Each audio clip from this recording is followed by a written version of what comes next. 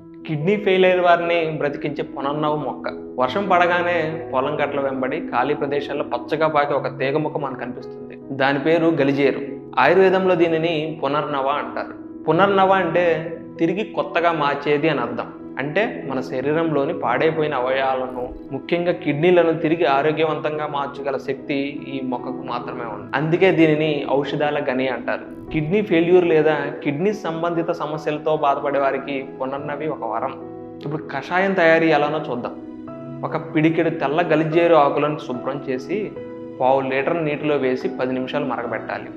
ఈ వడకట్టిన కషాయాన్ని రోజు ఉదయం పరగడుపున ఒక గ్లాస్ చొప్పున 21 రోజుల పాటు తాగాలి. ఇది తాగిన అరగంట వరకు ఏమీ తినకూడదు. ప్రయోజనం ఏంటంటే ఇది రక్తంలోని యూరియా, క్రియేటిన్ స్థాయిలను తగ్గించి కిడ్నీలను శుద్ధి చేస్తుంది. శరీరంలో చేరిన అదనపు నీటిని అంటే వాపులను బయటకు పంపిస్తుంది. పునర్నవలో ఆకు, కాండం, వేరు ఇలా ప్రతి భాగం ఔషధమే.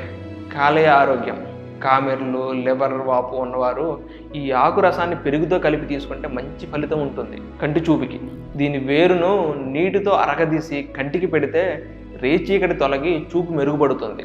కీళ్ళ నొప్పులకు గలిజేరు రసం మరియు నువ్వుల నూనె కలిపి కాచి నొప్పులున్న చోట మద్దన చేస్తే కీళ్ళ నొప్పులు, వాతం తగ్గుతాయి.